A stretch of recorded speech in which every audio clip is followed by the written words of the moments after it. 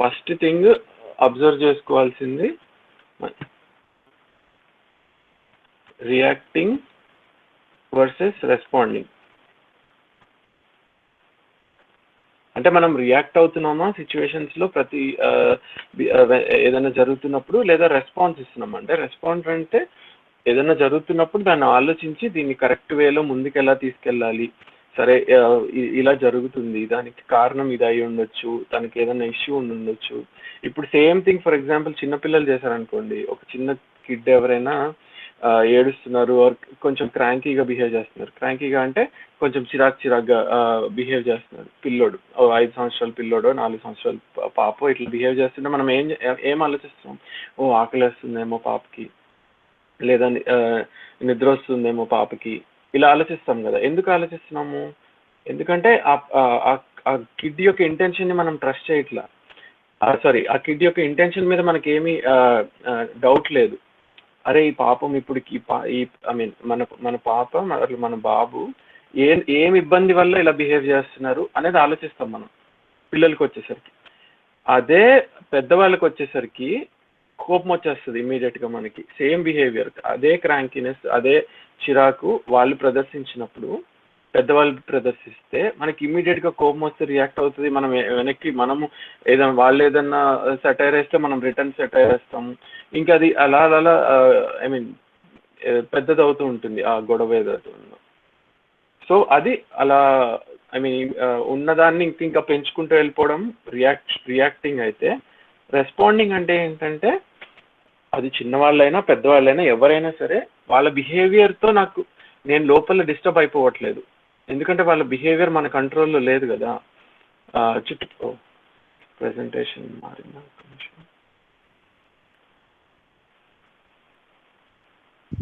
ఆలపాటి రాధిక గారు, మీరు ప్రజెంటేషన్ తీసుకున్నారండి.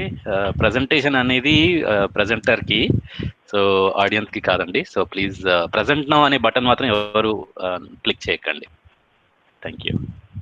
Okay, yeah thanks. సో ఏంటంటే ఎదుటి మనిషి బిహేవియర్కి నేను కనుక నాలో ఉన్న ఫీలింగ్స్ అన్నీ మారిపోతున్నాయి అనుకోండి, అంటే ఇది రిమోట్ కంట్రోల్ అవతల వాళ్ళకి ఇచ్చేసినట్టు. నాలో ఉన్న ఫీలింగ్స్కి రిమోట్ కంట్రోల్ చుట్టుపక్కల వాళ్ళందరి చేతిలో ఉంది. వాళ్ళు ఏ ఛానల్ మార్చితే మనం ఆ ఛానల్ బట్టి వెళ్ళిపోతున్నాం. వాడు ఐ మీన్ బాగా బిహేవ్ చేస్తే మనతోటి మనం హ్యాపీగా ఫీల్ అవుతుంటాం, వచ్చి పొగిడితే హ్యాపీగా ఉంటాం. వాళ్ళు ఏదైనా వచ్చి తిడితే మనం అలానే బాధపడిపోతుంటాం. అంటే నా ఫీలింగ్స్కి, నా సెల్ఫ్లో జరిగే విషయాలకి నా మీద నాకే కంట్రోల్ లేదు. నేను వెళ్ళి నా రిమోట్ కంట్రోల్ని ప్రపంచంలో ఉన్న చుట్టుపక్కల ఉన్న వాళ్ళందరికీ ఇచ్చేసినట్టు అవుతుంది. సో ఏంటంటే ఇంటెన్షన్ అర్థం చేసుకుంటే ఫస్ట్ ఆఫ్ ఆల్ ఆ రిమోట్ కంట్రోల్ నా రిమోట్ కంట్రోల్ నా చేతిలోకి వస్తుంది. ఇంటెన్షన్ ఒకటే కాదు, వేరే ఫీలింగ్స్ అన్నీ కూడా అర్థం చేసుకున్నాము. అర్థం చేసుకున్నప్పుడు ఆ ఫీలింగ్స్ని అర్థం చేసుకుని దాన్ని బట్టి మనం జీవిస్తున్నప్పుడు నాలో ఉన్న ఫీలింగ్స్ నా కంట్రోల్లో వచ్చే, అట్లీస్ట్ అది అర్థం చేసుకుంటే కరెక్ట్గా వచ్చే అవకాశం ఉంది. సో అదొక పాయింట్. సో ఇది మీరు అబ్జర్వ్ చేయొచ్చు, మనం ఈజీగా ఇది రిలేషన్షిప్స్లో చూడొచ్చు. మనం రియాక్ట్ అవుతున్నామా లేకపోతే రెస్పాండ్ అవుతున్నామా. అంటే రియాక్ట్కి తెలుగు వర్డ్ ఏమైనా సజెస్ట్ చేయండి. రెస్పాండ్ అంటే స్పందించడం అనుకుందాము.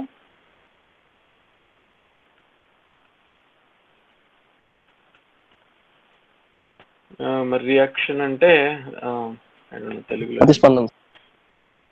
ఏం స్పందన అండి? ఓకే, ప్రతిస్పందన. ఓకే ఓకే, ప్రతిచర్య సార్, ప్రతిచర్య స్పందన రియాక్షన్ అంటే ప్రతిస్పందన.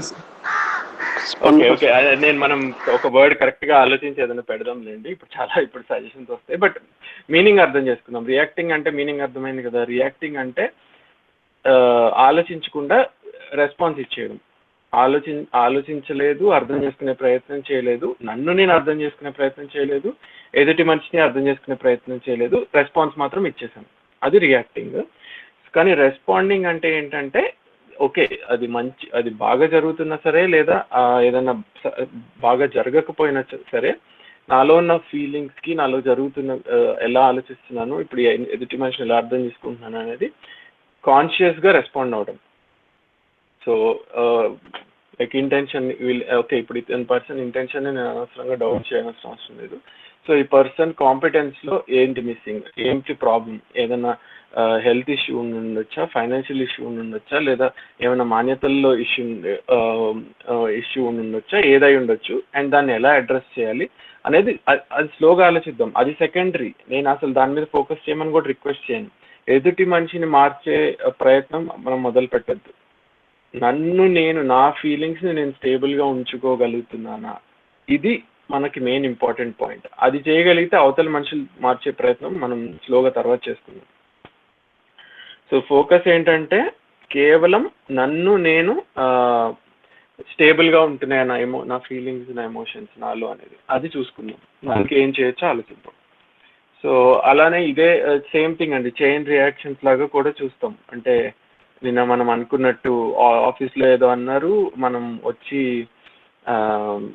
మనం ఇంట్లో వాళ్ళని చూపిస్తాం, హస్బెండ్ వైఫ్ మీద చూపిస్తే, I mean just example, wife వెళ్ళి కిడ్స్ మీద చూపిస్తే, కిడ్ వెళ్ళి ఇంకొక సిబ్లింగ్ మీద చూపిస్తే, సిబ్లింగ్ వెళ్ళి, సో ఇట్లా చైన్ రియాక్షన్స్ లాగా వెళ్ళిపోతూ ఉంటుంది. అది అదే ఒక రైట్ అండర్స్టాండింగ్ ఉన్న పర్సన్ మధ్యలో ఉంటే ఆ లింక్ అక్కడే ఆగిపోతుంది. అంటే అది ఇంకా కంటిన్యూ అవ్వాల్సిన అవసరం లేదు. సో ఎప్పుడైతే మనం కాంపిటెన్స్ చూస్తున్నామో, ఇంటెన్షన్ని డౌట్ చేయట్లేదో, వీ కెన్ ఆల్సో బి అంటే అప్రోచబుల్గా ఉండొచ్చు. అంటే ఒక మనిషి నాతో వచ్చి మాట్లాడవచ్చు, వాళ్ళకి కాన్ఫిడెన్స్ ఉంటుంది. ఇప్పుడు నేను ఇతనితో మాట్లాడితే నేను ఇలా ఎందుకు మాట్లాడుతున్నాను అని వాళ్ళు నన్ను అనుకోరు, నన్ను కరెక్ట్గానే అర్థం చేసుకుంటారు. ఇది చాలా important, especially with like teenage కిడ్స్తో డీల్ చేసేటప్పుడు. వాళ్ళు ఏదన్నా చేశారనుకోండి, వాళ్ళని ఇమ్మీడియట్గా నీకు మనం రియాక్ట్ అయిపోయి, నీకు బుద్ధి లేదా, నువ్వు ఎందుకు ఇలా చేస్తున్నావు, ఇదంతా తప్పని నీకు తెలియదా అని ఇలా రియాక్ట్ అవుతున్నాం అనుకోండి, నెక్స్ట్ టైం ఇంకొకసారి ఎప్పుడు వచ్చి షేర్ చేయరు అసలు.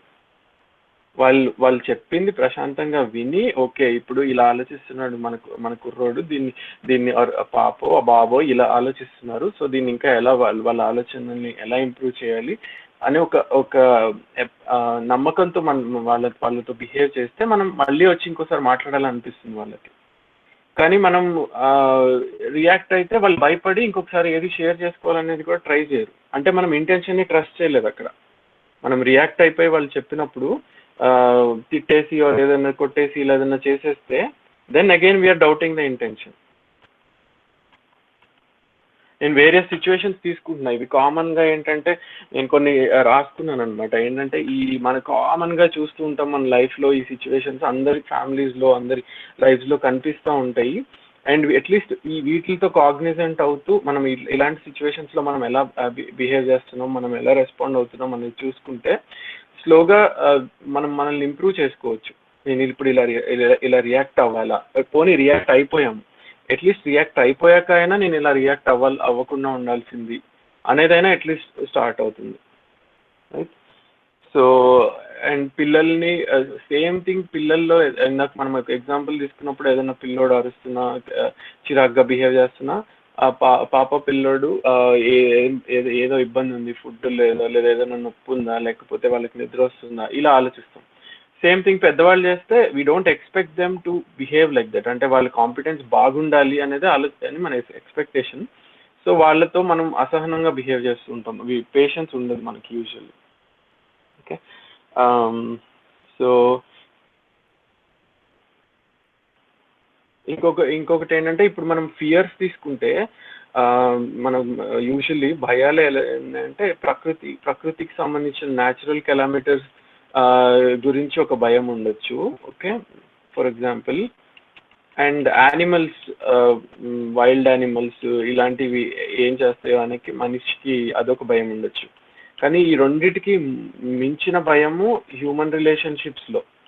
ఒక మనిషి నాతో ఎలా బిహేవ్ చేస్తాడు అన్న అన్సర్టనిటీ ఏదైతే ఉందో, ఇప్పుడు ఫర్ ఎగ్జాంపుల్ మనం ఒకళ్ళని వెళ్ళి కలుస్తున్నామండి, ఎప్పుడు కలవని వాళ్ళని, చాలా భయంగా వెళ్ళి మాట్లాడే పరిస్థితి. ఎందుకంటే ఆ మనిషి ఎలా బిహేవ్ చేస్తాడా నాతోటి, సరిగ్గా మాట్లాడతారా, సరిగ్గా మాట్లాడరా, ఈ అన్సర్టనిటీ ఎంతో మనం చూసుకోవచ్చు మన లైఫ్లో. మనం న్యాచురల్ కెలామిటీస్ గురించి అసలు భయపడుతున్నామా, ఇవన్నీ చేసామని అనుకుంటాం ఆల్మోస్ట్. అలానే వైల్డ్ యానిమల్స్ వీటి గురించి కూడా భయం లేదు. ఇప్పుడు ఉన్న భయం వల్ల అంతా మనుషుల గురించే భయం. ఒక బ్యాంక్కి వెళ్తే నన్ను సరిగ్గా ట్రీట్ చేసి నా పని అవుతుందా లేదా, లేదా బయటికి వెళ్తే నేను అసలు సేఫ్గా ఇంటికి వస్తానా లేదా, ఇలాంటి భయాలే ఎక్కువ ఉన్నాయి మన దగ్గర. సో మనిషి కాండక్ట్లో డెఫినెట్నెస్ అనేది కంప్లీట్గా మిస్ అయిపోయింది. ఎప్పుడు ఎలా బిహేవ్ చేస్తాడో మనిషి అనేది కంప్లీట్గా అన్సర్టన్ అయిపోయింది. ఏ క్షణాన్ని ఎలా మనిషి బిహేవ్ చేస్తాడు అనేది. అట్లీస్ట్ మనము డెఫినెట్గా బిహేవ్ చేయొచ్చా? Can we try to get definite behaviour అంటే అదే ఇందాక చెప్పాను కదా, అవతల మనిషి బిహేవియర్తో సంబంధం లేకుండా నా బిహేవియర్ ఎప్పుడు ఒకేలాగా ఉంటుంది అనేది నేను ఎన్ష్యూర్ చేసుకోగలిగితే నాది డెఫినెట్ బిహేవియర్ అవుతుంది. అలా ఉన్న ఒక డెఫినెట్ బిహేవియర్ ఉన్న మన లైఫ్లో ఎవరైనా ఊహించుకోండి ఎంత కంఫర్టబుల్గా మనం ఫీల్ అవుతామో. వాళ్ళ దగ్గరికి వెళ్ళి మాట్లాడాలంటే, ఏదైనా షేర్ చేసుకోవాలంటే, వాళ్ళు నన్ను తప్పుగా అర్థం చేసుకోరు, నేను నాతో ఏదైనా షేర్ చేసుకోవచ్చు, ఆర్ నాకు మంచి సలహా ఇస్తారు అన్న ఎంత కంఫర్ట్ లెవెల్ తోటి మనం అలాంటి వాళ్ళ దగ్గరికి వెళ్తామో, మనం అలాంటి ఒక మనిషి అవ్వాలి అనేది డెఫినెట్ బిహేవియర్ యొక్క ఉద్దేశం. అంటే మన బిహేవియర్ సిచ్యువేషన్తోనో, పర్సన్తోనో, టైంతోనో, ఇది యూనివర్సల్ అన్నం చూసాము, టైం, ప్లేస్, వీటికి సంబంధం లేకుండా ఎప్పుడూ ఒక డెఫినెట్నెస్ ఉండాలి మన బిహేవియర్లో. అది గోల్. అది ఎలా వస్తుంది అంటే సేమ్ థింగ్, రిలేషన్షిప్స్లో ఉన్న ఫీలింగ్స్ని అర్థం చేసుకుని వాటిని ఫుల్ఫిల్ చేసి ఫస్ట్ గుర్తించి ఫీలింగ్స్ని, I want to have a feeling of trust for the other అనేది గుర్తించాలి ఫస్ట్. ట్రస్ట్ లేకపోతే నష్టం వచ్చేది నాకే. I will feel very uncomfortable if I don't trust somebody. So ఆ ఫీలింగ్స్ని గుర్తించి తర్వాత ఫుల్ఫిల్ చేసినప్పుడు ఆ రిలేషన్షిప్స్లో వచ్చే మ్యూచువల్ హ్యాపీనెస్ ఏదైతే ఉందో, that's the way to have relationships. Okay, so next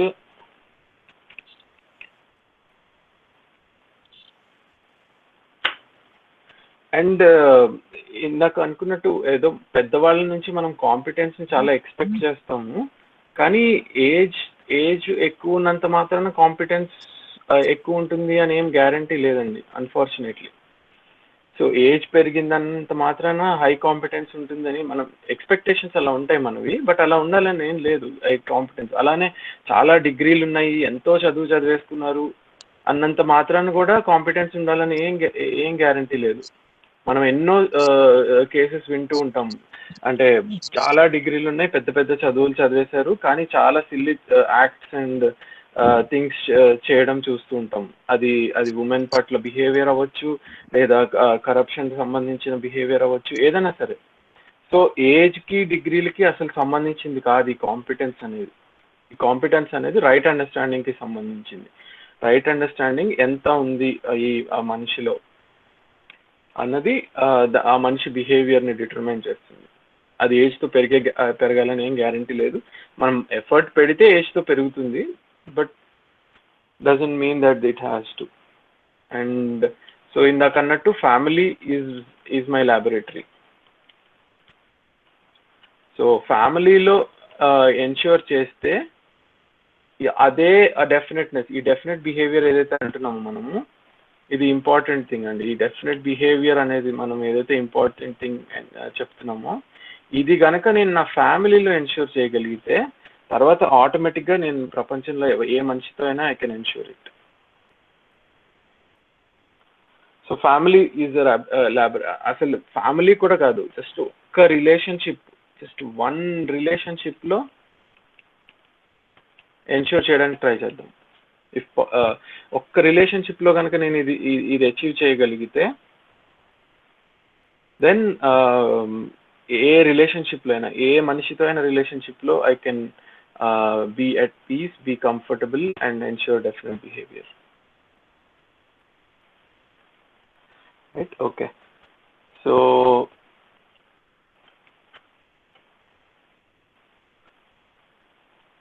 ఇప్పుడు ట్రస్ట్ గురించి చాలా మనం మాట్లాడుకున్నాము.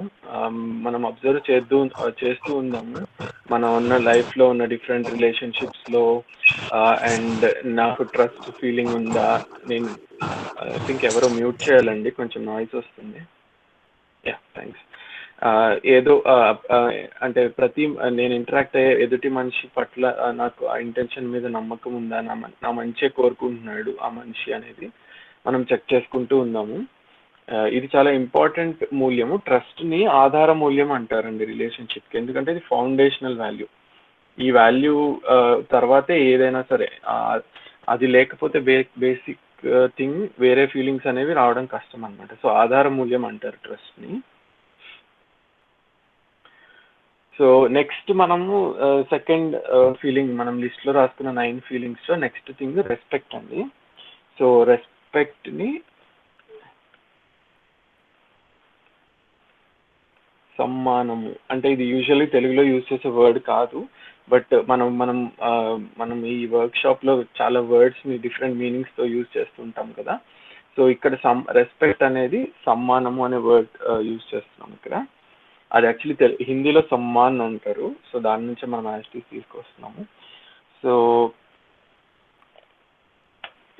రెస్పెక్ట్ని డిఫైన్ చేద్దాం. సో ఫస్ట్ రెస్పెక్ట్ని డిఫైన్ చేసే ముందు ఒక చిన్న క్వశ్చన్, వీలైతే చాట్ విండోలో ఆన్సర్ ఇవ్వండి. So what is naturally acceptable to feeling of respect for you or disrespect for you? అంటే మీకు మీరు రెస్పెక్ట్ ఫీలింగ్ ఉంటే బాగుంటుందా మీకు, ఆర్ డిస్రెస్పెక్ట్ ఫీలింగ్ ఉంటే బాగుంటుందా మనకి? So what is naturally acceptable? ఇప్పుడు న్యాచురల్ యాక్సెప్టెన్స్ని మనం యాక్సెస్ చేయడానికి ట్రై చేస్తాం. సో నాకు నా పట్ల రెస్పెక్ట్ ఫీలింగ్ ఉంటే బాగుంటుందా, డిస్రెస్పెక్ట్ ఫీలింగ్ ఉంటే బాగుంటుందా? రెస్పెక్ట్ ఫీలింగే కదా. సో అలాగే okay, let me write it then.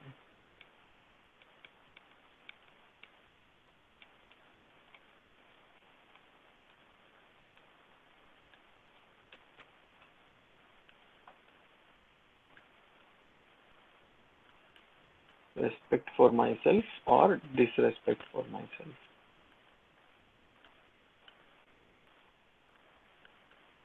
So respect for myself అన్నారు కదా. సో అలానే what is naturally acceptable to me, feeling of respect for the other or disrespect for the other?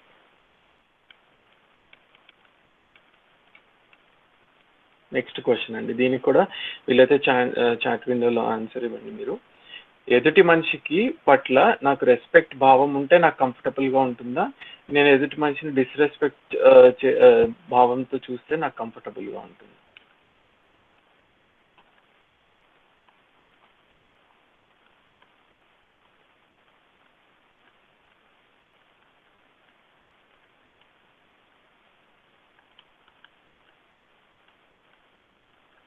Okay, so దీనికి కూడా respect for the other.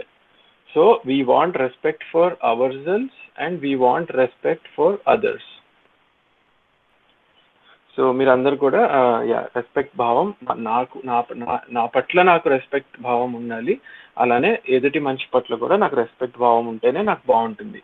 నేను ఎప్పుడైతే ఎదుటి మనిషిని disrespect చేస్తానో నాలో కూడా ఒక అన్కంఫర్టబుల్ ఫీలింగ్ ఉంటుంది అనమాట. So we don't want that. Okay, so ఇప్పుడు రెస్పెక్ట్ అంటే ఏంటంటే, రెస్పెక్ట్ అంటే రైట్ ఇవాల్యుయేషన్ అండి.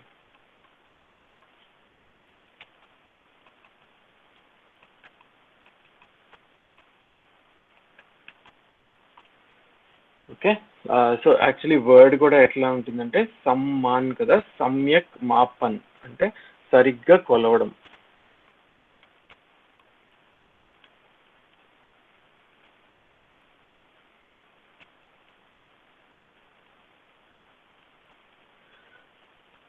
సో ఓకే, సరిగ్గా కొలవాలి.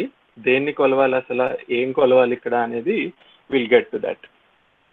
సో రైట్ ఇవాల్యుయేషన్ అంటే రెస్పెక్ట్, దీన్ని సమ్మానము అంటున్నాం కదా. సమ్మానం వర్డ్ని కూడా స్ప్లిట్ చేసి చెప్పాం. సమ్యక్ మాపన్ అంటే మెజర్మెంట్, సరిగ్గా మెజర్ చేయడం అనే అది వర్డ్ నుంచి వచ్చింది, అందుకే సమ్మాన్ అనే వర్డ్ యూజ్ చేస్తున్నాం ఇక్కడ రైట్ ఇవాల్యుయేషన్ అనేది. All right, so right evaluation okay, దాన్ని ఫస్ట్ రాంగ్గా ఎలా చేయొచ్చో ఒకసారి చిన్న సరదా ఎగ్జాంపుల్స్తో చూద్దాము.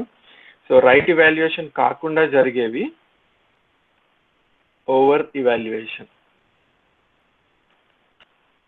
సో ఓవర్ ఇవాల్యుయేషన్ అంటే ఏంటంటే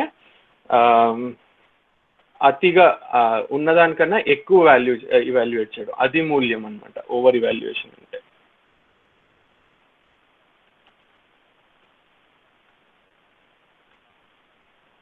సో ఫర్ ఎగ్జాంపుల్, అసలు మీ అంతటి వాడు లేడండి, అసలు మీరు పాడారంటే ఏంటి రాయి అయినా సరే కరిగిపోవాల్సిందే, జస్ట్ ఎగ్జాంపుల్. సో ఇది అది మూల్యం అనమాట, ఓవర్ ఇవాల్యుయేషన్. అండర్ ఇవాల్యుయేషన్ అంటేనేమో ఉన్నదానికన్నా తక్కువ చేసి చూడడం, సో అవమూల్యం.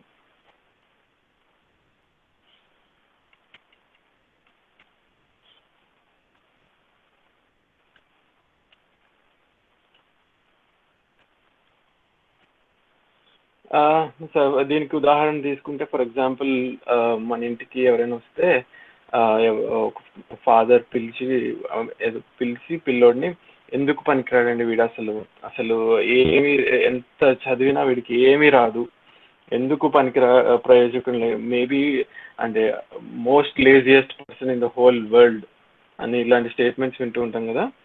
సో అది అవమూల్యం, అసలు ఉన్నదానికన్నా తక్కువ చేసి ఇవాల్యుయేట్ చేయడం. అదర్వైజ్ ఇవాల్యుయేషన్ అంటేనేమో ఇది థర్డ్ కేటగిరీ ఆఫ్. సో ఏంటంటే రెస్పెక్ట్ చేయకుండా ఏం చేయొచ్చు మనం అనేది చూస్తున్నాం అనమాట. సో ఓవర్ ఇవాల్యుయేట్ చేయొచ్చు, అండర్ ఇవాల్యుయేట్ చేయొచ్చు, otherwise evaluation. So otherwise evaluation although తక్కువైనా సరే ఇది కూడా ఒక కేటగిరీ.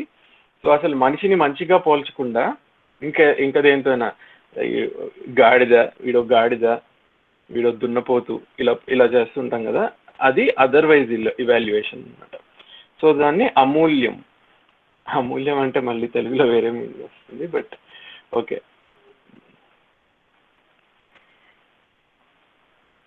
సో ఇది రెస్పెక్ట్, రైట్ ఇవాల్యుయేషన్ కాకుండా జరుగుతూ ఉండేవి ఏంటంటే ఓవర్ ఇవాల్యుయేషన్ అంటే ఫ్లాటర్ చేయడం, ఓవర్గా పొగిడేసి, అసలు ఉన్నదానికన్నా చాలా ఎక్కువ చెప్పేసి, అలా చేస్తూ అంటే మీ అంత మేధావి లేడు, మీ అంత గొప్ప మనిషి లేడు అసలు అని ఇట్లా ఓవర్గా ఇవాల్యుయేట్ చేస్తుంటే అది మూల్యం అన్నాను. అండర్ ఇవాల్యుయేషన్ అంటే అవమూల్యం, ఉన్నదానికన్నా తక్కువ చేసి చూడడం, అసలు ఎందుకు పనికిరావు, నీకు అసలు నేర్చుకోవాలనే లేదు, నీకు ఎంత చెప్పినా అసలు మారే ఉద్దేశమే లేదు, ఇలా మనం మాట్లాడుతుంటాం కదా, ఇది అండర్ ఇవాల్యుయేషన్ అనమాట. అదర్వైజ్ ఇవాల్యుయేషన్ అంటే మనిషిని మనిషితో కాకుండా ఏ జంతువుతోనో పోల్చడం, ఇలాంటివి అదర్వైజ్ ఇవాల్యుయేషన్ అన్నమాట. ఓకే, సో ఇప్పుడు రైట్ ఇవాల్యుయేషన్కి వద్దాము. అసలు రైట్గా దేన్ని ఇవాల్యుయేట్ చేస్తున్నాము, మనిషిని ఎలా ఇవాల్యుయేట్ చేస్తున్నాం అనేది చూద్దాం. ఓకే, సో దానికి నేను మిమ్మల్ని క్వశ్చన్ అడగాల్సి వస్తుంది. సారీ, ఇక్కడ ఒక బొమ్మ గీస్తున్నాను. ఇప్పుడు నన్ను తిట్టకండి, ఇది ఒక బొమ్మ గీసి మనిషి అనుకోమంటున్నారు అని, అమూల్యం ఇది అని అనకండి. సో వర్క్షాప్లో లైవ్ ఫేస్ టు ఫేస్ అయి ఉంటే ఎవరైనా స్టేజ్ మీదకి పిలిచేవాడిని, బట్ ఇప్పుడు ఒక మనిషిని గీస్తున్నాను ఇక్కడ. ఓకే, ఈ మనిషి గురించి మీకేం తెలుసు? సమ్ ఎక్స్ అండి, ఈ పర్సన్, ప్రపంచంలో ఒక హ్యూమన్ బీయింగ్ని తీసుకున్నాం. ఈ మనిషి గురించి మనకి ఏం తెలుసు అనేది మీరు టైప్ చేయండి. మీకేం తెలుసు? ఒక స్ట్రేంజర్, ఇతను మీకు అసలు ఎప్పుడు మీరు కలవలేదు, ఈ మనిషిని మీరు ఎప్పుడు మాట్లాడలేదు, ఈ మనిషి గురించి మనకేం తెలుసో చెప్పండి. ఈ 5 daysలో ఏమన్నా తెలుసుకున్నామా ఈ మనిషి గురించి?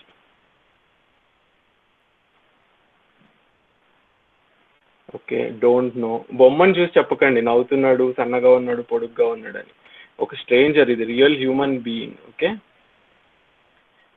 ఒక మనిషి అని మాత్రమే తెలుసు. Okay, very good. నో, మనకేమీ తెలియదు, హ్యూమన్ బీయింగ్ అని మాత్రమే తెలుసు, నథింగ్, ఏమీ తెలియదు, లుక్స్ డిఫరెంట్.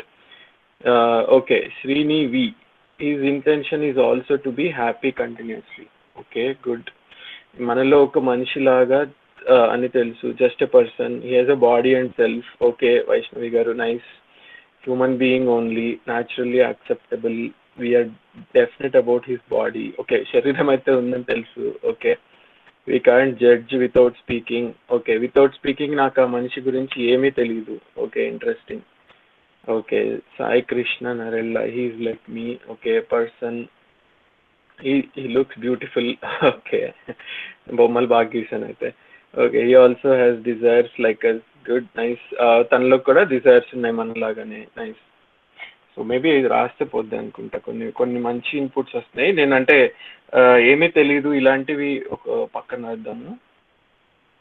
ఓకే, చాలా ఇన్పుట్స్ వస్తున్నాయి. ఓకే, సో చాలా వరకు డోంట్ నో అన్నారండి. ఎనీథింగ్, నీడ్ టు టాక్ అన్నాము. And just has a body అన్నాము. No we don't know anything అన్నాము కొంతమంది. కాంట్ జడ్జ్ అన్నారు. Okay, looks beautiful. Okay,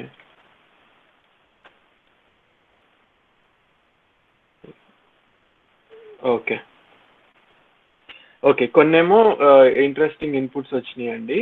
okay, ఏంటంటే he wants to be happy. Okay, good.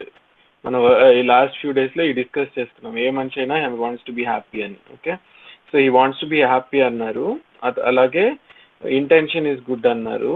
Okay, nice.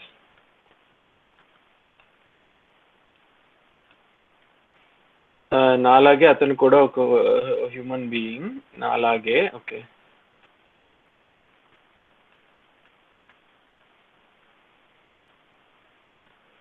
he also wants to be happy రాసాము. And give respect. Okay, he has desires ఉన్నాయి. naturally acceptable. he has body ఉంది, self ఉంది అన్నారు. Okay,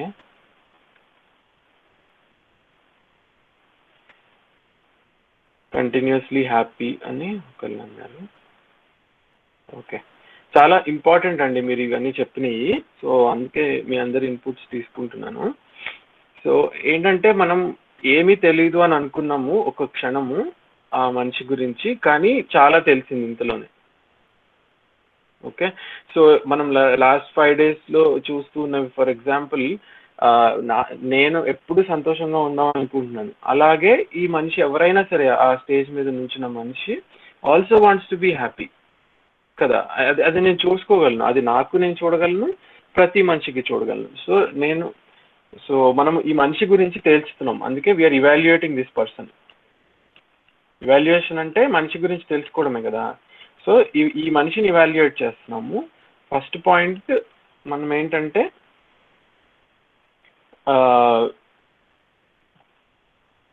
he wants to be.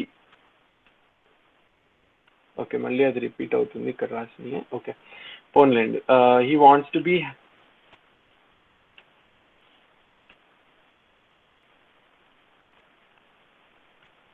Happy and prosperous continuously. ఇవి మీరు ఇచ్చిన ఇన్పుట్సే. Okay, so మనం ఇవాల్యుయేట్ చేస్తున్నాం. సో ఈ మనిషి కూడా నాలాగానే he wants to be happy and prosperous continuously. Okay, then second thing ఏంటి? ఓకే, ఇంకో interesting input, he also wants to know just like me. All right, so actually second point అదే. ఇప్పుడు నేను సంతోషంగా ఉండడానికి అండ్ ప్రాస్పరస్గా కంటిన్యూస్గా ఉండడానికి నేనేం చేయాలి చెప్పండి? నేనేం చేయాలి? మనం ఏం చేయాలి? కంటిన్యూస్గా హ్యాపీ అండ్ ప్రాస్పరస్గా ఉండడానికి మనం ఏం చేయాలి?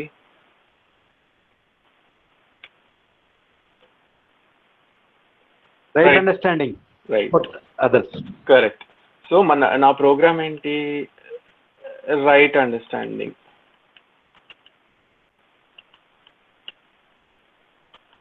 తన ప్రోగ్రామ్ కూడా అదే కదా. సో తన బేసిక్ డిజైర్, బేసిక్ యాస్పిరేషన్, నా బేసిక్ యాస్పిరేషన్ ఒకటే, తన ప్రోగ్రాము ఆ ప్రోగ్రాము ఒకటే. ఇప్పుడు థర్డ్ దానికి వస్తే తన సెల్ఫ్ లో ఏమి తన సెల్ఫ్ గురించి ఏం తెలుసు మనకి? తన ప్రోగ్రామ్ గురించి తెలిసింది, దట్ నేను ఎలా అయితే రైట్ అండర్స్టాండింగ్ పొందాలనుకుంటున్నానో అలానే తనకు కూడా ప్రోగ్రామ్ ఈ హ్యాపీనెస్ అండ్ ప్రాస్పెరిటీ ఎన్షూర్ చేయడానికి. థర్డ్ థింగ్ ఏంటంటే తన సెల్ఫ్ లో ఏం జరుగుతుంది, తనకి సెల్ఫ్ ఉందని అయితే గ్యారంటీ ఉంది కదా, because is a human being, right? So నా సెల్ఫ్ లో ఎట్లయితే డిజైర్, థాట్, సెలెక్షన్ ఇవి కంటిన్యూస్ గా జరుగుతూ ఉంటాయో అలానే తనల సెల్ఫ్ లో కూడా కంటిన్యూస్ గా జరుగుతూ ఉంటాయి. సో దీన్నే పొటెన్షియల్ అంటారండి.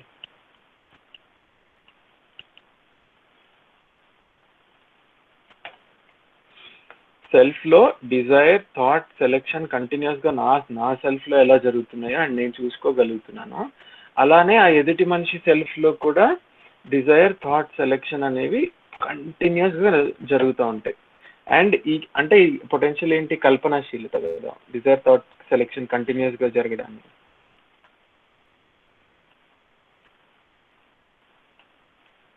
సో నాలో ఎలా నా పొటెన్షియల్ యాక్చువల్లీ కల్పనాశీలత నుంచే వస్తుంది. యాజ్ ఎ హ్యూమన్ బీయింగ్ నేను అవన్నీ చూడగలుగుతున్నాను, అన్ని అండర్స్టాండ్ చేసుకోగలుగుతున్నాను అంటే ఈ డిజైర్, థాట్, సెలెక్షన్ అనే ప్రాసెస్ జరుగుతుంది కాబట్టే మనం చేయగలుగుతున్నాం. అలానే ఆ ఎదుటి మనిషిలో కూడా పొటెన్షియల్ ఉంది.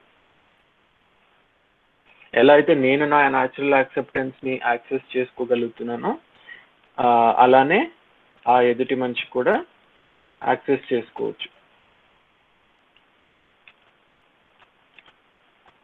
సో ఓకే, ఇక్కడ టిక్ పెడతాను. ఇందులో ఏంటి? నాది సేమ్ యాజ్ నాకు, తనకి same. So he wants to be prosperous continuously, ఇది same as me. Program, right understanding, same as me. Potential, same as me. So ఈ అన్నిటి నుంచి తెలుసుకున్నది ఏంటి? The other is similar to me, or నా లాగానే ఎదుటి మనిషి కూడా.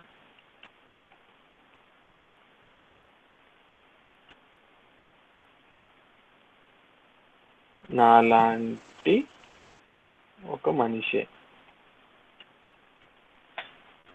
ఇది చూడడానికి సింపుల్ గా ఉంటుంది, కానీ ఇది మన మామూలుగా ప్రపంచంలో కానీ రిలేషన్షిప్స్ లో కానీ జరుగుతూ ఉండదండి. అందుకే ఇది చాలా important thing to note.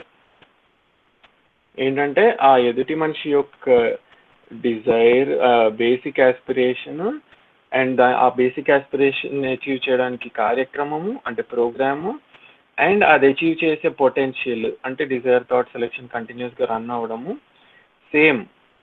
So అంటే ఏంటంటే he is just like me, the other is also like me, same like నాలానే తను కూడా ఒక మనిషి. నాకెంత పొటెన్షియల్ ఉందో రైట్ అండర్స్టాండింగ్ ని రీచ్ అవ్వడానికి, ఆ ఎదుటి మనిషికి కూడా అంతే పొటెన్షియల్ ఉంది రీచ్ అవ్వడానికి.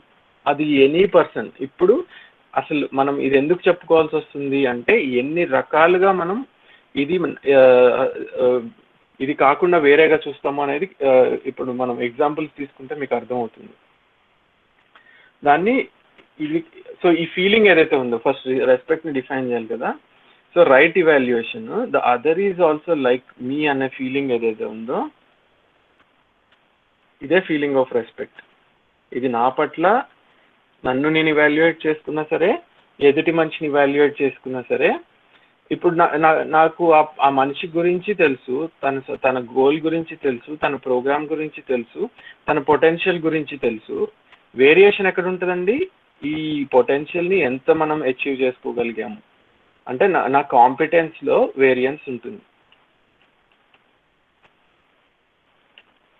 అంటే నేను రైట్ అండర్స్టాండింగ్ లో ఉన్న మొత్తం అన్ని డైమెన్షన్స్ ఆఫ్ రైట్ అండర్స్టాండింగ్ లో ఎంత రైట్ అండర్స్టాండింగ్ నేను గెయిన్ చేసుకున్నానో అది నాకు ఆ ఎదుటి మనిషికి డిఫరెన్స్ ఉండొచ్చు.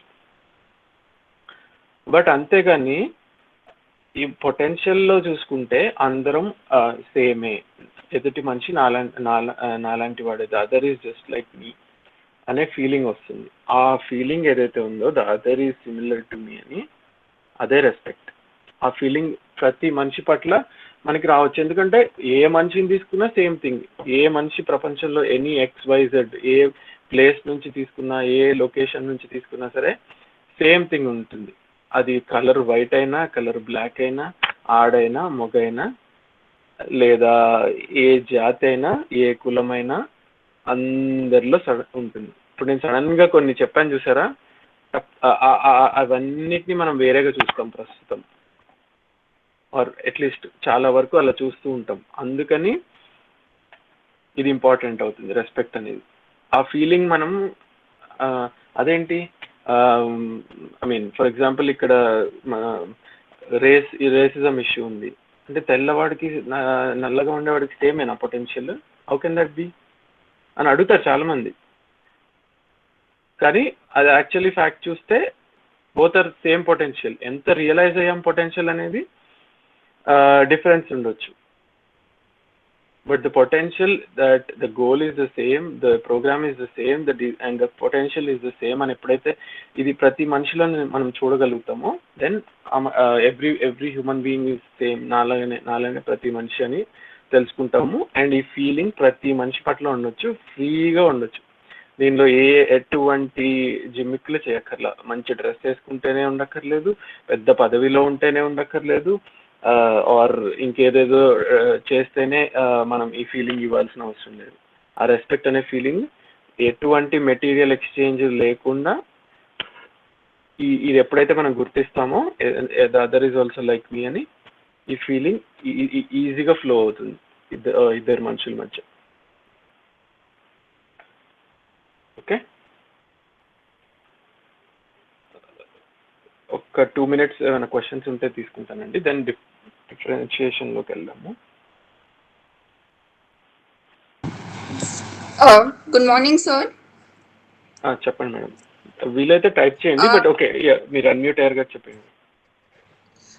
So I had a question, అది ట్రస్ట్ గురించి. సో ఒకసారి ట్రస్ట్ లూజ్ అయితే బిల్డ్ చేసుకోవటం చాలా కష్టం అంటారు కదా. So how do we deal with that situation? So అంటే ఒక person his intention might be good, but తన సాడిస్టిక్ బిహేవియర్ తో we feel that his intention is also not good. Sometimes we do feel that. So and then eventually we lose the trust in him or her. So how do we deal with that situation? Sure అండి, అంటే good question. So I mean బిహేవియర్లో రకరకాల behaviours ఉంటాయి, and మనం ఇమ్మీడియట్గా intention చూసినంత మాత్రాన ఆ పర్సన్తో ఐ మీన్ ఆ కాంపిటెన్స్ని నమ్మేయాలని మనం అనుకోవట్లేదు. So everybody takes time. ఇప్పుడు మనలో ఒక చిన్న చేంజ్ రావడానికి చాలా టైం పడుతుంది. అలానే the other person also may take time to change his competence levels and change behaviour or understand better. కాకపోతే నాలో ఏంటి ఫీలింగ్ అలా జరిగినప్పుడు? Do I hate that person or do I feel a sense of responsibility? And I will try to find ways. ఇప్పుడు అంటే ఇప్పుడు డైరెక్ట్గా కాకపోయినా ఇండైరెక్ట్గా రకరకాలు ట్రై చేస్తూ ఉంటాం కదా, ఇంకొకరితో మాట్లాడించడమో లేదా ఏదైనా కౌన్సిలింగ్ ఇప్పించడమో. ఇవన్నీ మెథడ్స్ ఏంటి? కాంపిటెన్స్ బిల్డింగ్ మెజర్సే కదా. ఒక కౌన్సిలింగ్ ఇప్పించడం కానీ, ఇంకా లేదా like human values workshop attend అవ్వడము, ఎగ్జాంపుల్ చెప్తున్నాను. ఆర్ ఇంకేదైనా చేయొచ్చు. సంబడికి మెడిటేషన్ మైట్ హెల్ప్, ఇంకెవరికో యోగా మైట్ హెల్ప్, ఇంకొకరికి ఇంకేదో మైట్ హెల్ప్. బట్ ఏంటంటే నేను ఇవన్నీ ఆప్షన్స్గా వెతుకుతాను. ఎప్పుడు వెతుకుతాను? నాకు ఇంటెన్షన్ మీద నమ్మకం ఉంది, సో తనకేదో ఐ మీన్ ప్రాబ్లం ఉంది కాంపిటెన్స్ తోటి, is not able to behave well, so I have to help that person అనే ఫీలింగ్ ఉంటుంది నాలో. Then it will take time. ఇమీడియట్గా బిల్డ్ చేసుకోవాల్సిన అవసరం లేదు. But the thing is next ఎదుటి మనిషి బిహేవియర్ తోటి మనం డిస్టర్బ్ అయిపోవడం ఆగుతుంది ఫస్ట్, ఇంటెన్షన్ మనకు అర్థమైతే కనుక. That's the main thing to achieve in the first place, right? ఇంకేమైనా ఫర్దర్ క్వశ్చన్స్ ఉన్నా మనం ఈవినింగ్ డిస్కస్ చేద్దామండి. మీరు ఆ evening question answer session join అవ్వండి.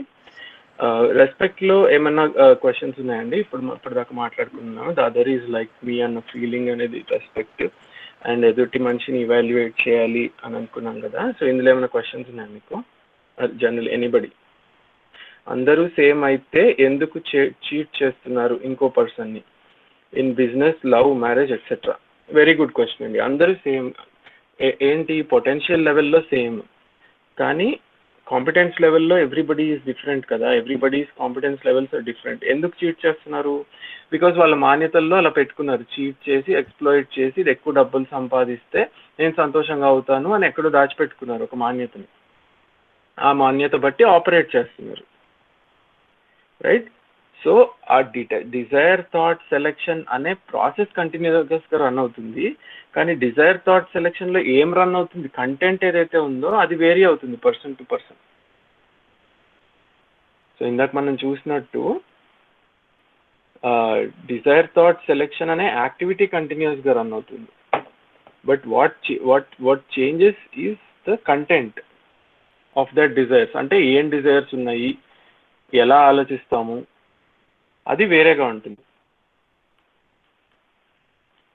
Content of desire thought selection is different. నాకు వేరేగా ఉంది, ఇంకొకరికి డిఫరెంట్గా ఉండొచ్చు. బట్ సామర్థ్యం ఉంది కదా ఒకటే. ఫస్ట్ సామర్థ్యాన్ని గుర్తించినా చాలా యాటిట్యూడ్ చేంజ్ అవుతుంది మనకి రిలేషన్షిప్స్ పట్ల. ఆ సామర్థ్యాన్ని కూడా యూజువల్లీ మనం గుర్తించం. సో సామర్థ్యం ఉంది అని ఎప్పుడైతే గుర్తిస్తామో అట్లీస్ట్ మనం ఏంటంటే ఎలా ఏం చేయొచ్చు ఈ మనిషిని హెల్ప్ చేయడానికి, ఈ విధంగా ఆలోచిస్తాం. ఆ సామర్థ్యమే లేదు అన్నప్పుడు వీడు మారడరా బాబు అని ఇంకొక స్టేజ్లో అంటే అలా అండర్ ఎస్టిమేట్ అంటే అండర్ ఇవాల్యుయేట్ చేస్తాం. ఈ మనిషికి అసలు మారే ఉద్దేశమే లేదు. ప్రతి మనిషికి మారే ఉద్దేశం ఉంటుందండి. అందరికీ మనకి ఎట్లా రైట్ అండర్స్టాండింగ్ బిల్డ్ చేసుకోవాలని ఉంటుందో అందరికీ ఉంటుంది. కాకపోతే వాళ్ళకి ఆపర్చునిటీస్ వచ్చి ఉండకపోవచ్చు, వాళ్ళు పెరిగిన ఎన్విరాన్మెంట్లో దానికి ఇంపార్టెన్స్ ఇచ్చి ఉండకపోవచ్చు, వేరియస్ రీజన్స్ అయి ఉండొచ్చు. సో ఆ డిజైర్ థాట్ సెలెక్షన్లో ఏదైతే కంటెంట్ జరుగుతుందో అది వేరేగా ఉంటుంది నాకు ఎదుటి మనిషికి. సో అందుకని చీట్ చేస్తారు. చీట్ చేస్తే ఏదో వస్తుంది బెనిఫిట్, ఆ బెనిఫిట్తో నేను హ్యాపీగా ఫీల్ అయిపోతాను, నాకు సంతోషంగా ఉంటాను అన్న మాన్యతతో అలా చేస్తూ ఉంటారు. బట్ వాళ్ళు అవుతారని గ్యారంటీ ఏం లేదు. అలా ట్రై చేస్తూ ఉంటారు జీవితకాలం. చివరికి తెలుసుకుంటారు అది అవ్వదు, కుదరదు దీంతో అని. ఈ లోపల టైం అంతా అయిపోయింది. సో ఏంటంటే రెస్పెక్ట్ అనేది మనిషిలో పొటెన్షియల్ని గుర్తించడం రైట్గా. సో ఇప్పుడు మనము ఎన్ని రకాలుగా what is the difference between behaviour and character any relationship with respect. So అంటే బిహేవియర్ అంటే బయటికి కనిపించేదండి. క్యారెక్టర్ అంటే లోపల మనం డిజైర్. ఇప్పుడు ఫర్ ఎగ్జాంపుల్ నేను ఎంత బ్యాడ్గా అయినా ఊహించుకోవచ్చు కావాలనుకుంటే నా ఇమాజినేషన్లో. బట్ బయటికి బిహేవియర్ మాత్రం నీట్గా ప్రజెంట్ చేస్తూ ఉండొచ్చు. ఎగ్జాంపుల్ చేసి చెప్తున్నాను. సో బిహేవియర్ అనేది బయటికి మనుషుల్లో మనకి ఎలా ప్రవర్తిస్తాం అనేది బిహేవియర్ అవుతుంది.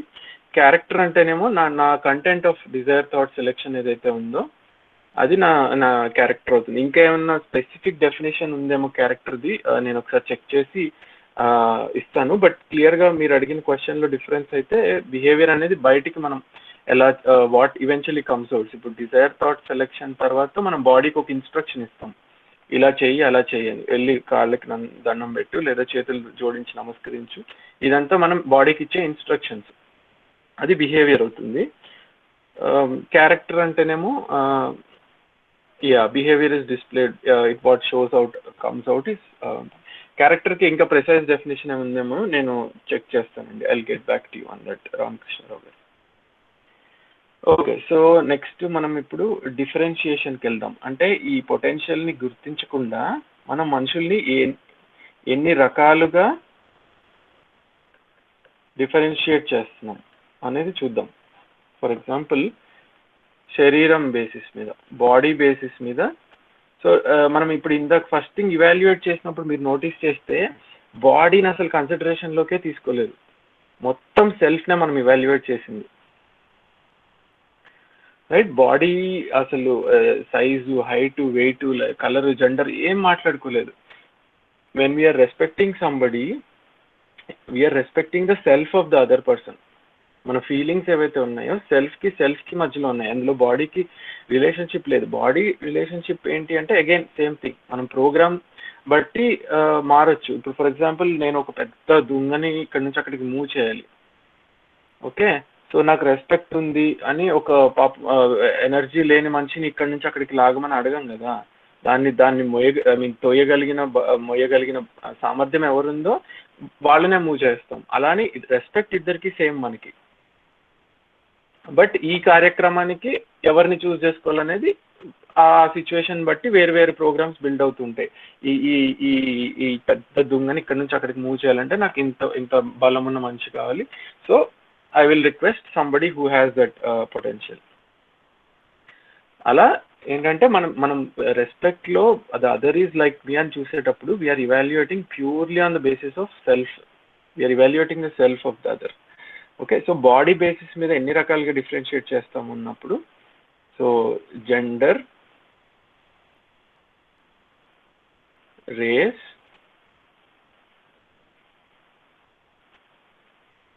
ఏజ్,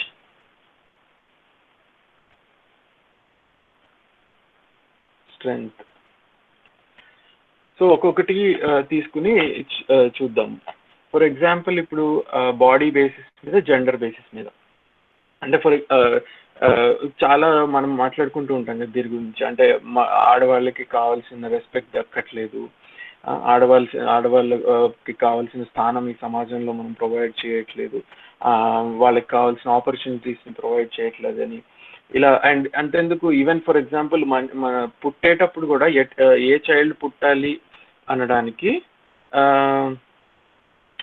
కొన్ని ప్లేసెస్లోనేమో మగ బిడ్డ పుడితే బాగుంటుందని కొంతమంది కోరుకుంటూ ఉంటారు, కొన్ని ఏరియాస్లో ఆడపిల్ల పుడితే బాగుంటుందని కోరుకుంటూ ఉంటారు.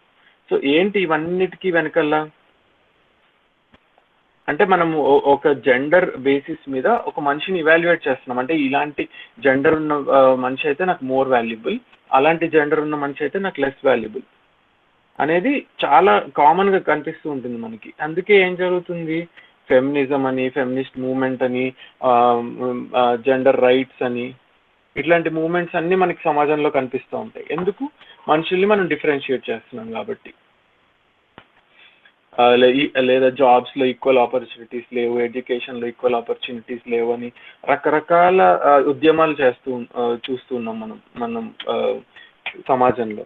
ఆ ఉద్యమాలన్నిటికీ కారణం ఎందుకు? డిఫరెన్షియేట్ చేస్తున్నాం కాబట్టి జెండర్ బేసిస్ మీద.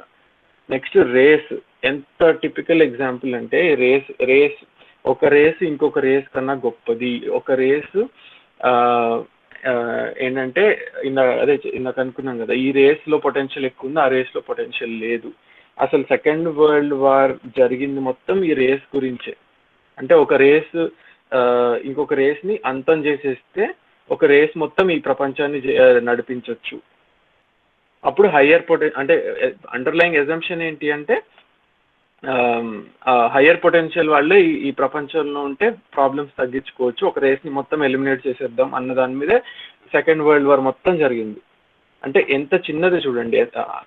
బాడీ బేసిస్ మీద మనుషుల్ని డిఫరెన్షియేట్ చేయకూడదు, రేస్ బేసిస్ మీద సెల్ఫ్ చూసుకోవాలి. అండ్ ఆ సెల్ఫ్ యొక్క పొటెన్షియల్ ఏ మనిషికైనా ఒకటే అన్న ఫ్యాక్ట్ గుర్తించకపోవడం వల్ల ఒక వరల్డ్ వార్ జరిగిందండి.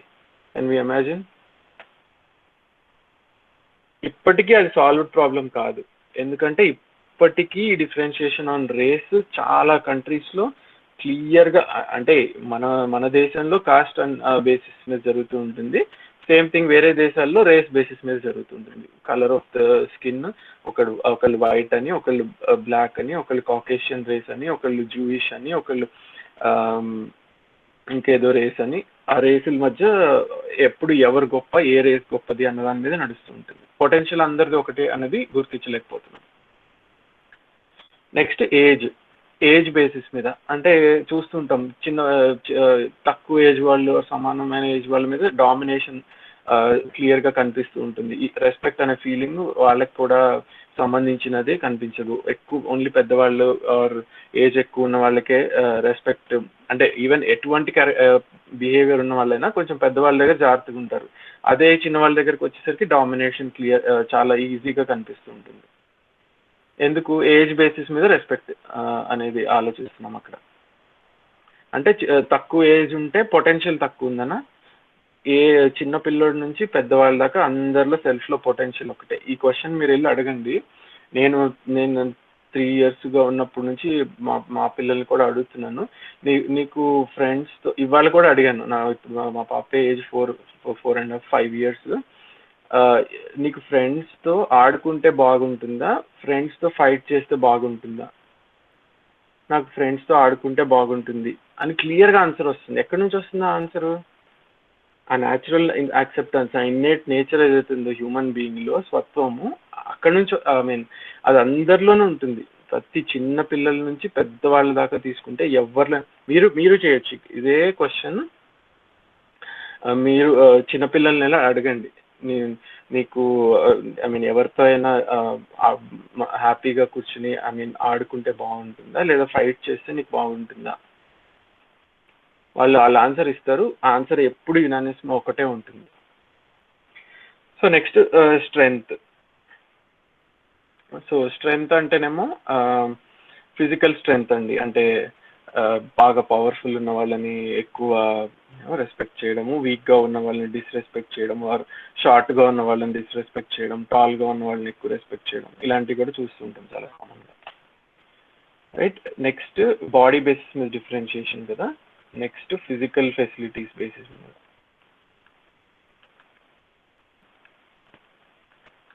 ఇది కూడా చాలా కామన్గా చూస్తుంటాం.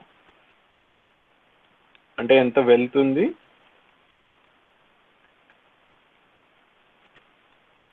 అండ్ పదవి ఏంటి, పోస్ట్.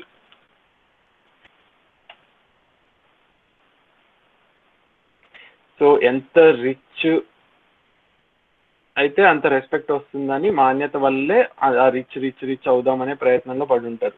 అసలు ఆ రిచ్ అయిన వాళ్ళు ప్రాస్పరస్ ఫీలింగ్ ఉందా లేదా అనేది కూడా మనం చూడలేము యూజువల్లీ. రైట్. సో ఎంత వెళ్తుంది అన్న దాంతో సంబంధమే లేదు, ఎందుకంటే సెల్ఫ్కి సంబంధించిన విషయం కాదు. ఫిజికల్ ఫెసిలిటీస్ అనేవి బాడీకి సంబంధించినవి. ఎంత ఫిజికల్ ఫెసిలిటీస్ ఉన్నా సరే ఆ మనిషి యొక్క అండర్స్టాండింగ్ లెవెల్స్ ఎంత తక్కువైనా ఉండొచ్చు. ఎంత వెళ్తున్నా, ఎంత పెద్ద పోస్ట్లో ఉన్నా, ఇందాక చెప్పుకున్నాం కదా, ఎన్ని డిగ్రీలు ఉన్నా సరే ఆ మనిషికి రైట్ అండర్స్టాండింగ్ ఉందని గ్యారంటీ ఏం లేదు. ఎంత పెద్ద పదవుల్లో ఉన్న వాళ్ళు చాలా నీచమైన పనులు చేస్తూ మనం వింటూనే ఉంటాం. సో అసలు పోస్ట్కి కానీ వెల్త్కి కానీ ఎటువంటి సంబంధము లేదు. వీటికి సంబంధం లేకుండా still every self has the same potential and every self is similar to me.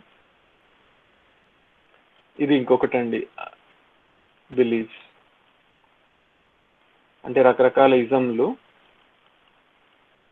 Communism, capitalism, socialism, Marxism, ఇంకేవో ఇజం ఉన్నాయి కదా. సో వాటి బేసిస్ మీద మనం విడగొట్టుకుంటున్నాం మనుషుల్ని. ఆ మనిషి అలాంటి వాడు కాదు, వాడు కమ్యూనిస్టు, వీడు క్యాపిటలిస్టు, వీడు ఇంకెవడో సోషలిస్టు. సో ఏంటంటే మనం ఇలా వాళ్ళందరూ నా వాళ్ళు కాదు అన్న ఫీలింగ్లోకి తెచ్చేసుకుంటాం. బట్ ఆ మనిషి కూడా నాలాంటి మనిషే, ఆ మనిషికి నాలాంటి పొటెన్షియల్ ఉంది అని ఎప్పుడైతే గుర్తిస్తామో, బట్ వాట్ ఎవర్ వాళ్ళ మాన్యతలు బిల్డ్ అయినాయి, వాళ్ళ పెరిగిన ఎన్విరాన్మెంట్ బట్టి కానీ, వాళ్ళు చదివిన పుస్తకాలు బట్టి కానీ ఒక బిలీఫ్ సిస్టమ్ బిల్డ్ అయినా, మనయ్యైనా మాన్యతలే, వాళ్ళైనా మాన్యతలే. అంటిల్ ఇద్దరు ఎప్పుడైతే ఆ మాన్యతల్ని వెరిఫై చేసుకుని రైట్ అండర్స్టాండింగ్కి వెళ్తామో అప్పుడు ఇద్దరం ఒకటే అయిపోతాం. రైట్ అండర్స్టాండింగ్ వెళ్ళనంత వరకు దేర్ ఈజ్ ఇన్యూమరబుల్ వేస్లో మనందరం డిఫరెంట్గా ఉండొచ్చు. అది ఇజమ్స్ బేసిస్ మీద వేరుగా ఉండొచ్చు, ఇంకేదైనా బేసిస్ మీద వేరుగా ఉండొచ్చు. అలానే సెక్ట్స్, అంటే రిలీజియస్ సెక్ట్స్ అవ్వచ్చు, లేదా కాస్ట్స్ అవ్వచ్చు, రకరకాల గ్రూపింగ్. బేసిక్గా సెక్ట్స్ అంటే రకరకాల గ్రూపులు. సో ఇవన్నిటి బేసిస్ మీద మనల్ని వేరే మనుషులతో విడదీసుకుంటూ ఉంటాం అన్నమాట.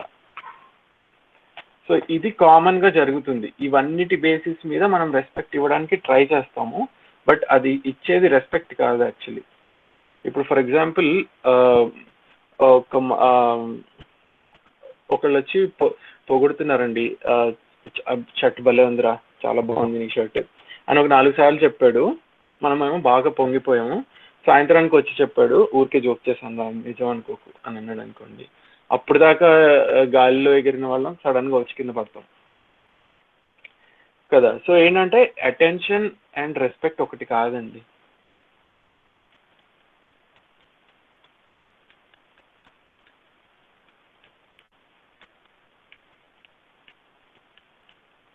ఈ నిన్న మనం మాట్లాడుకున్నవి ఏవైతే ఉన్నాయో, నేను బాగా తయారై వెళ్ళాలి, ఇవన్నీ అటెన్షన్ తీసుకురాగలుగుతాయి ప్రాబబ్లీ, బట్ రెస్పెక్ట్ ని తీసుకురావు మనకి. మీరే చూసుకోండి, లైక్ అటెన్షన్ కోసం ఎన్ని చేస్తూ ఉంటాము మనుషులు, లైక్ లైక్ చిల్లి ఇప్పుడు గిన్నీస్ బుక్ లో రికార్డ్ ఎక్కడానికి, నేను గిన్నీస్ బుక్ లోకి ఎక్కానని 100 మందికి చెప్పుకోవడానికి పురుగులు తింటాము, లేదా పచ్చిమిరపకాయలు 100 పచ్చిమిరపకాయలు తింటాము, లేదా ఇంకా రకరకాలుగా జుట్టులను తయారు చేసుకోవడం, గోర్లని పెంచుకోవడము, కిలోమీటర్ ఎంత పెరిగితే అంత. సో అలా రకరకాలుగా మనిషి ఎన్నో చేస్తూ ఉంటాడు అటెన్షన్ కోసం. కానీ అటెన్షన్ నుంచి ఒక ఫీలింగ్ ఆఫ్ రెస్పెక్ట్ వస్తుందా? మీరు చూడండి, ఇప్పుడు ఎవరైనా ఫర్ ఎగ్జాంపుల్ చాలా మంచి చీరో, చాలా మంచి డ్రెస్ ఏదైనా వేసుకుని వెళ్తే దాని నుంచి ఏం కలిగే ఛాన్స్ ఉంది? ఒక జెలసీ ఫీలింగ్ కలిగే ఛాన్స్ ఉందా? వీళ్ళు ఆ మనిషి అని కలిగే ఫీలింగ్ ఛాన్స్ ఉందా ఎక్కువ? రైట్, ఎక్స్క్లూజివ్గా స్పెషల్గా ఉండాలి, ఎక్స్క్లూజివ్గా ఉండాలి అనే ప్రయత్నం ఏదైతే జరుగుతుందో దాని నుంచి మనం తెచ్చుకోగలిగింది అటెన్షన్ మాత్రమే. ఈ అటెన్షన్ని మనం ఎందుకు ఎక్కువ ఎంజాయ్ చేస్తూ ఉంటామంటే, మనకి మనం ఎప్పుడు అటెన్షన్ పే చేసుకోము, అందుకని వేరే వాళ్ళు అటెన్షన్ పే చేసినప్పుడు కొంచెం బాగుంటుంది ఆ ఫీలింగ్, కొంచెం సేపు ఎంజాయ్ చేస్తాము, ఆ తర్వాత అవుట్ సైడ్ పర్సన్ వెళ్ళిపోయిన తర్వాత మళ్ళీ డౌన్ అయిపోతూ ఉంటాం. సో ఏంటంటే రెస్పెక్ట్ అనే ఫీలింగ్కి ఎదుటి మనిషితో సంబంధమే లేదు. నన్ను నేను ఎవాల్యుయేట్ చేసుకుంటే కరెక్ట్గా I will feel a sense of respect towards me, and నేను ఎదుటి మనిషిని ఇవాల్యుయేట్ చేసినప్పుడు ఎదుటి మనిషి కూడా నాలాంటి వాడే అని I start feeling a sense of respect towards other.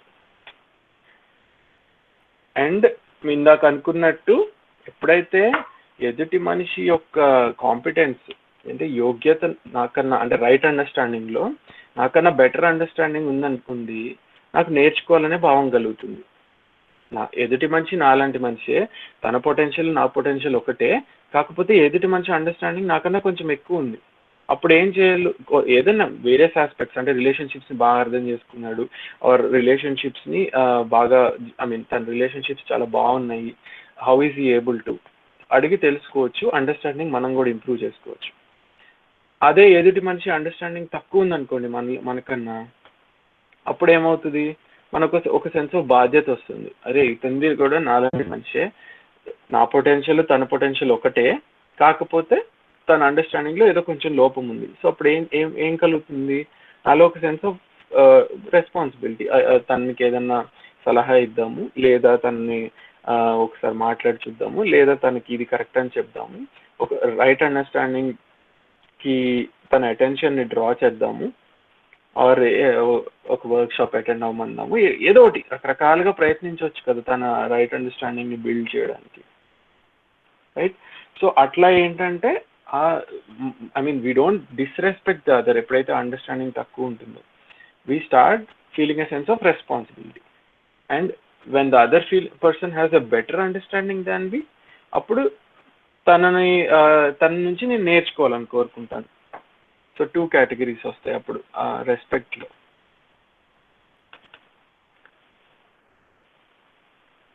So respect అంటేనేమో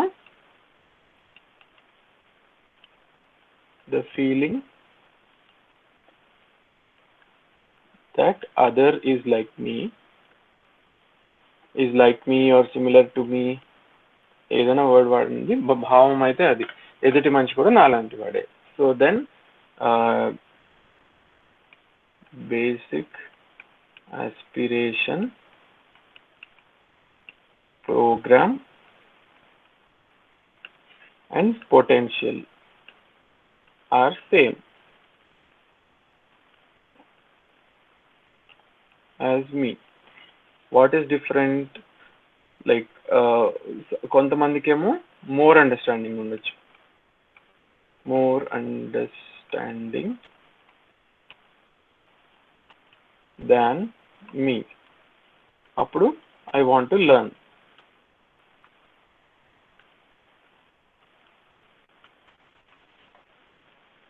లెస్ అండర్స్టాండింగ్,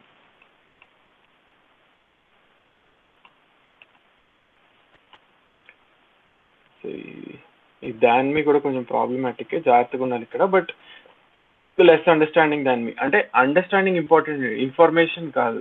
అంటే ఫర్ ఎగ్జాంపుల్ ఎందుకు ఇది చెప్తున్నానంటే చాలా కామన్గా నేను వాల్యూస్ వర్క్షాప్ అటెండ్ అయ్యాను, నాకు నీకన్నా ఎక్కువ తెలుసు అనే భావం చాలా ఫ్రీక్వెంట్గా వచ్చేస్తూ ఉంటుంది ఇమీడియట్గా. అలా కాదు, అండర్స్టాండింగ్ అంటే మనం దాన్ని జీవించుకోగలుగుతున్నాం, దాన్ని చూడగలుగుతున్నాం.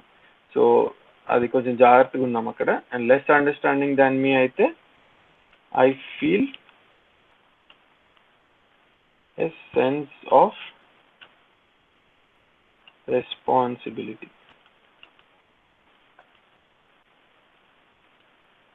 towards the other.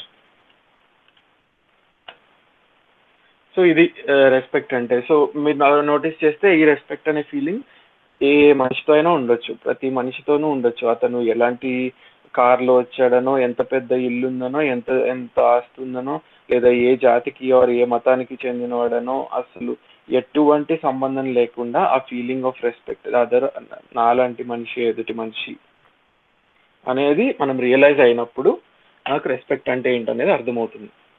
అండ్ ఒక్కసారి అర్థమైన తర్వాత ప్రతి మనిషి నాలాంటి మనిషి అన్న ఫీలింగ్తోనే ఆ మనిషితో ఇంటరాక్ట్ అవుతాము. అండ్ కొంతమందిలో మనకన్నా చాలా హయ్యర్ లెవెల్స్ ఆఫ్ అండర్స్టాండింగ్ కనిపిస్తాయి. అలా కనిపించినప్పుడు నాకు నేర్చుకోవాలనే ఫీలింగ్ కలుగుతుంది వాళ్ళ దగ్గర నుంచి. ఏదన్నా అది అది అది నేచర్ గురించి అవ్వచ్చు, సొసైటీ గురించి అవ్వచ్చు, రిలేషన్స్ గురించి అవ్వచ్చు, సెల్ఫ్ గురించి అవ్వచ్చు. అండ్ అప్పుడప్పుడు కొంతమంది మనకి ఏంటి ఇలా బిహేవ్ చేస్తున్నాడు, ఏంటి తను ఇలా ఉన్నాడు అని అనిపించవచ్చు. అంటే లెసర్ అండర్స్టాండింగ్ దాన్ మీ అని అనిపించినప్పుడు మనం ఏమి అక్కడ హేట్ చేయం ఆ పర్సన్ని. Remember, we are not hating that person when there is lesser understanding. Same thing, మనకు సెన్స్ ఆఫ్ రెస్పాన్సిబిలిటీ మాత్రమే ఉంటుంది ఆ మనిషి పట్ల. ఎందుకు రెస్పాన్సిబిలిటీ వస్తుంది, ఎందుకు చిన్న చూపు లేదు? ఎందుకంటే అతని పొటెన్షియల్ నా పొటెన్షియల్ ఒకటే. నేను పెరిగిన ఎన్విరాన్మెంట్ బట్టో లేదా whatever be the reason, నాకు లక్కీలీ కొంచెం బెటర్ అండర్స్టాండింగ్ ఉండుండొచ్చు ఆ ఎదుటి మనిషి కన్నా. బట్ అలానే నేనేమి గొప్పని అయిపోలేదు. సో ఏంటంటే తనలోనూ ఆ పొటెన్షియల్ ఉంది. తను పెరిగిన ఎన్విరాన్మెంట్ బట్టో, తను అర్థం చేసుకున్న విధానం బట్టో ఇలా బిహేవ్ చేస్తున్నాడు. అది తప్పై ఉండొచ్చు, కానీ పొటెన్షియల్ ఉంది, నేర్చుకునే పొటెన్షియల్, తెలుసుకునే పొటెన్షియల్ నాకెంత ఉందో తనకి అంతే ఉంది. So I feel sense of responsibility. This is the feeling of respect అండి.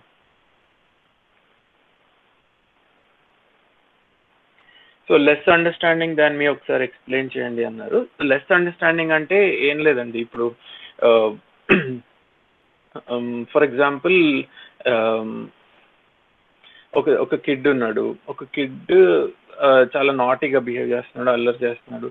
ఆర్ ఫర్ ఎగ్జాంపుల్ అసలు పొద్దున్న లేచి బ్రష్ చేయట్లేదు, రోజు మీరు ఎన్నిసార్లు చెప్పినా సరే బ్రష్ చేయట్లేదు. అప్పుడు ఏంటి, ఇప్పుడు వీడింతే, వీడు అర్థం చేసుకోడు అలా అనుకోం కదా. మనం ఏం చేస్తాం, మనకు సెన్స్ ఆఫ్ రెస్పాన్సిబిలిటీ. వీడికి అర్థం అవ్వట్లేదు, మనం సరిగ్గా ఎక్స్ప్లెయిన్ చేయాలి. బ్రష్ చేసుకోవడం వల్ల ఎందుకు బ్రష్ చేసుకోవాలి అనేది నేను ఎక్స్ప్లెయిన్ చేయాలి అనే ఒక సెన్స్ ఆఫ్ రెస్పాన్సిబిలిటీ కలుగుతుంది. ఎప్పుడు నాకు తెలుసు ఎందుకు బ్రష్ చేసుకోవాలో, దాని వాల్యూ ఏంటో నాకు తెలుసు, నేను తనకు కూడా ఎక్స్ప్లెయిన్ చేయాలి, తనకి తెలియట్లేదు. అప్పుడు ఆ సెన్స్ ఆఫ్ ఫీలింగ్ ఆఫ్ రెస్పాన్సిబిలిటీతో నేను ఎక్స్ప్లెయిన్ చేయడానికి ట్రై చేస్తాను. ఇలా కాదురా, ఇలా బ్రష్ చేసుకోవడం వల్ల ఇవి అడ్వాంటేజెస్, చేసుకోకపోతే ఇది జరుగుతుంది, నువ్వు అబ్జర్వ్ చేసుకో, నువ్వు బ్రష్ చేసుకోకపోతే నీ నోరు స్మెల్లీగా ఉంటుంది, నీ ఫ్రెండ్స్ చెప్తారు స్మెల్లీగా ఉంది, నీ పళ్ళు పాడవుతాయి, రకరకాలు ఎక్స్ప్లెయిన్ చేస్తాం. అంటే ఆ అండర్స్టాండింగ్ బిల్డ్ చేయడానికి ట్రై చేస్తాం ఆ ఎదుటి మనిషిలో. అది ఎప్పుడు వస్తుంది, ఒక సెన్స్ ఆఫ్ రెస్పాన్సిబిలిటీ ఉంది కాబట్టి. ఇది చిన్నపిల్లలతో కాబట్టి ఈజీగా వస్తుంది. పెద్దవాళ్ళతో కూడా మనం ఇది చేయగలగాలి. అంటే ఎవరో వచ్చారు, ఓకే. సో ఫర్ ఎగ్జాంపుల్ నిన్న నిన్న తీసుకున్నట్టు ఏదో బయట ఏదో ఇష్యూ జరిగింది, మన ఇంట్లోకి మన ఫ్యామిలీ మెంబర్ వచ్చారు, చిరాగ్గా ప్రదర్శిస్తున్నారు, రైట్? సో దెన్ ఏంటి, తను ఇంప్రూవ్ చేయాలి. అది కామన్గా జరుగుతుంది అనుకోండి, ఎవ్రీ డే అదే జరుగుతుంది, బయటకు వెళ్ళడము, ఏదో చేయడము, వచ్చి ఇంట్లో గొడవ చేయడం, ఇలా జరుగుతుంది అనుకోండి, then I have a sense of responsibility. అంటే ఈ పర్సన్ కావాలని చేయట్లేదు, ఇది అది ఇంటెన్షన్ నుంచి అర్థం చేసుకున్నాం కదా, ఇంటెన్షన్ ఇష్యూ కాదు, అండర్స్టాండింగ్ని బిల్డ్ చేయాలి. ఎలా బిల్డ్ చేయాలనేది ఇంప్రూవ్ చేయడానికి ట్రై చేస్తాం. సో సేమ్ థింగ్ అంటే ఇంటెన్షన్ అర్థం చేసుకోవాలి, పొటెన్షియల్ అర్థం చేసుకోవాలి. తన పొటెన్షియల్ కూడా నాకెంత పొటెన్షియల్ ఉందో ఒక ఫుల్ ఫ్లెడ్జ్డ్ హ్యూమన్ బీయింగ్ అవ్వడానికి ఎదుటి మనిషికి కూడా అంతే పొటెన్షియల్ ఉంది. సో అది హిందూ అయినా, అది ముస్లిం అయినా, అది వేరే కాస్ట్ అయినా, ఏ కాస్ట్ అయినా సరే, అందరికీ పొటెన్షియల్ ఒకటే human being.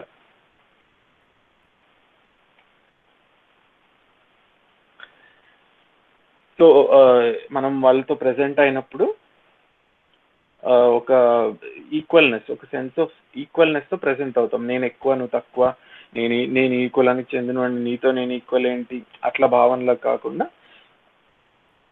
I understand the reality. అది ఏ కులమైనా, ఏ మతమైనా, ఏ జెండర్ అయినా, అది మేల్ అయినా, ఫీమేల్ అయినా, చిన్నవాళ్ళైనా, పెద్దవాళ్ళైనా, ఆస్తి ఉన్న వాళ్ళైనా, ఆస్తి లేని వాళ్ళైనా, పెద్ద అంటే హై పొజిషన్లో ఉన్న వాళ్ళైనా, చిన్న పొజిషన్లో ఉన్న వాళ్ళైనా, వి treat everybody equally.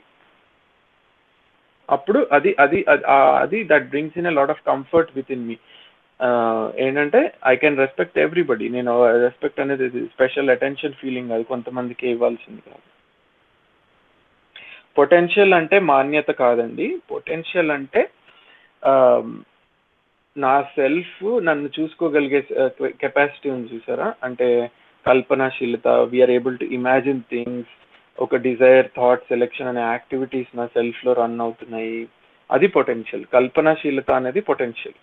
The faculty of imagination ఏదైతే ఉందో మనిషిలో ఉంది కదా, ఇమాజినేషన్ కెపాసిటీ, అది పొటెన్షియల్. ప్రతి మనిషిలోనూ సేమ్ ఆ పొటెన్షియల్.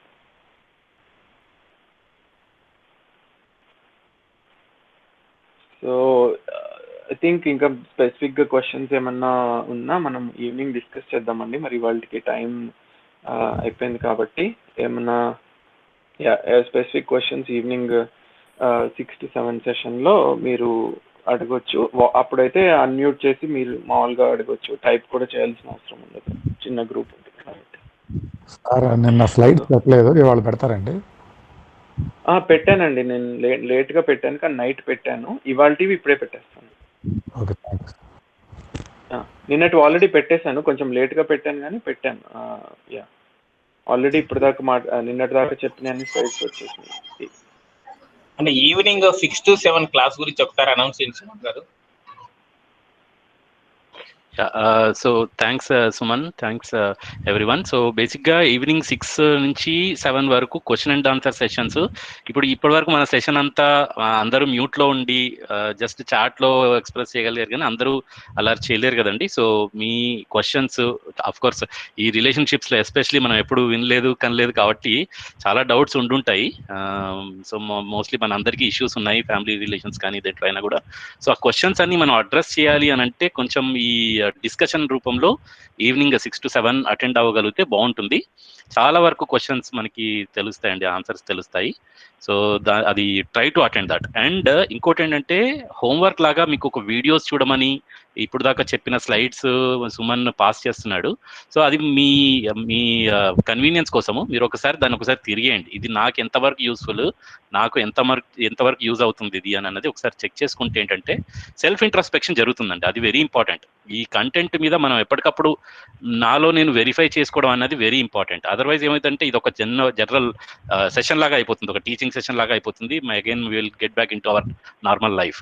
సో దీన్ని మనం ప్రాక్టీస్లో పెట్టడం అనేది వెరీ ఇంపార్టెంట్. సో అందుకని మనం హోంవర్క్ చేయడము, వీడియోస్ కూడా పాస్ చేస్తామండి. ఆ వీడియోస్ కూడా ఒకసారి చూసి try to implement that in your life. మీ లైఫ్లో దాన్ని ఎలా తీసుకెళ్ళాలి, మీ ఫ్యామిలీ మెంబర్స్తో చేస్తే మీరు ఆ experience you will start enjoying it. ఆ అనుభవంతో వచ్చే సంతోషాన్ని మీరు స్లోగా మంచిగా అనిపిస్తుంటుంది. సో మనకి జనరల్గా మనకు కావాల్సింది కూడా అదే కదండి లైఫ్లో.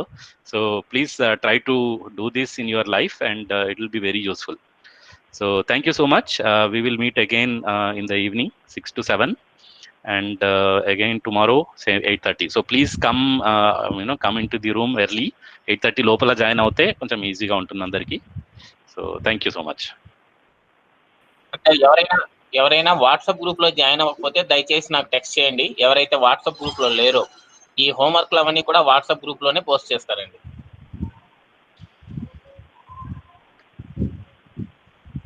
థ్యాంక్స్ అండి.